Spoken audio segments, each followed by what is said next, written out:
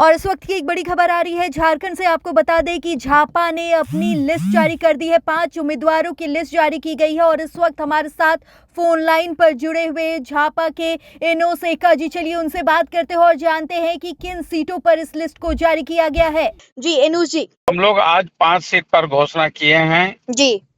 और जल जंगल जमीन और यहाँ की पलायन और यहाँ की रोजगार, शिक्षित बेरोजगार को नौकरी, इंजीनियरिंग कॉलेज, मेडिकल कॉलेज की स्थापना, ये सारी चीज को ये मुद्दा बनाते हुए हम लोग इस बार 20 सीट में लड़ाएंगे। बाकी सीट हम लोग जो हमारे मानसिकता के होंगे उसी से तालमेल करके उस सीट को हम लोग सेट शेयरिंग करेंगे। लेकिन आज हम लोग टोटल 10 सीट का घोषणा किए हैं। जी, ये 5 सीटों की घोषणा आपने की है, ये कौन कौन से होंगे? हाँ, ये कौन तो कौन से सीट है? हमने तो पूरा विज्ञप्ति जारी किया है, पेपर में दिए हैं।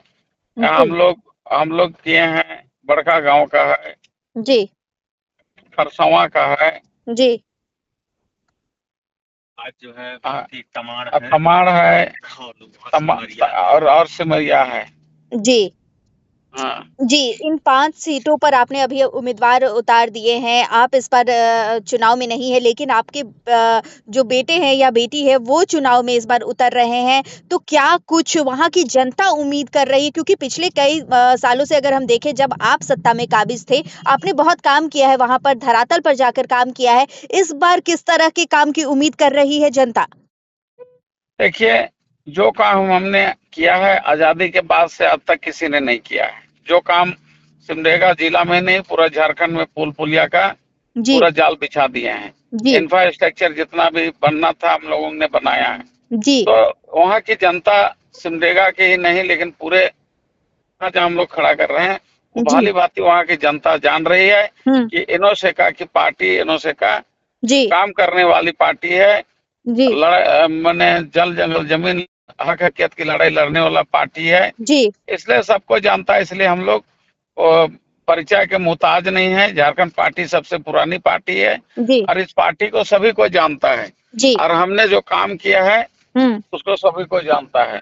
तो आज इस बार सिमडेगा विधानसभा कोल्हापुर विधानसभा में विकल्प के रूप में लोग देख रहे हैं झारखंड पार्टी को। इस बार झारखंड पार्टी को जीतने से कोई नहीं रोक सकता है। ना बीजेपी में ताकत है, ना कांग्रेस में ताकत है। इस बार सिर्फ झापा ही झापा पूरा सिमडेगा जिला में हो गया है और इस बार हम लोगों का जीत निश्चित है।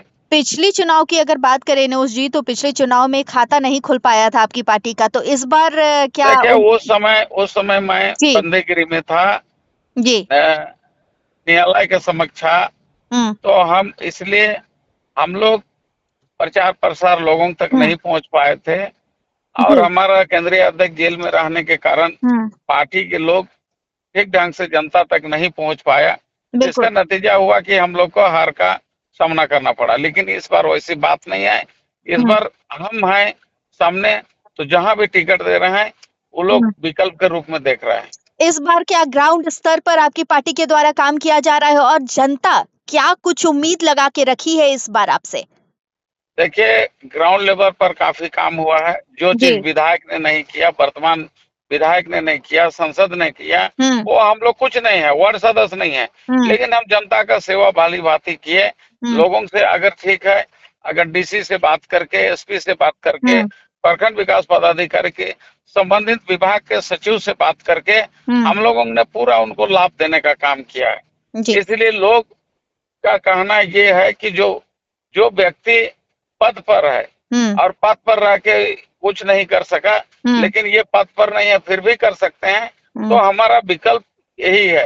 ये सोच के लोग अभी इस पर वोट देंगे और इस पर निश्चित रूप से हम लोग जीतेंगे। विपक्ष की पार्टियों के लिए कितनी बड़ी चुनौती हो सकती है आपकी पार्टी? कोई उसका तो पूरा चुनौती है, वो तो सब कहीं दिखता नहीं है। पलट के देखने से झारखंड मैंने यहाँ पर हम लोग का सिमडेगा जिला और जहाँ टिकट हैं बीजेपी कांग्रेस कुछ दिखता ही नहीं है। जिस तरह से हम देख रहे हैं कि सीट को बंटवारे को लेकर जैसे कि हर एक पार्टी में अपनी तरफ से पेच उलझा हुआ नजर आ रहा है और कहीं ना कहीं सहमति नहीं बनती हुई नजर आ रही है, तो इसका कितना फायदा मिलेगा झापा को? पूरा फायदा है। जी।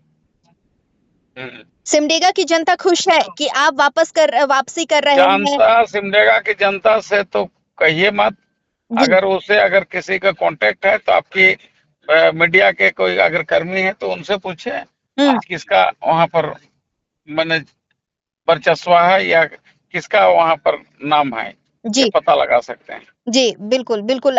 ये पूरी जानकारी के लिए आपका बहुत-बहुत धन्यवाद एनोस जी, और आपने अपना महत्वपूर्ण समय दिया हमें, इसके लिए भी आपका बहुत-बहुत धन्यवाद।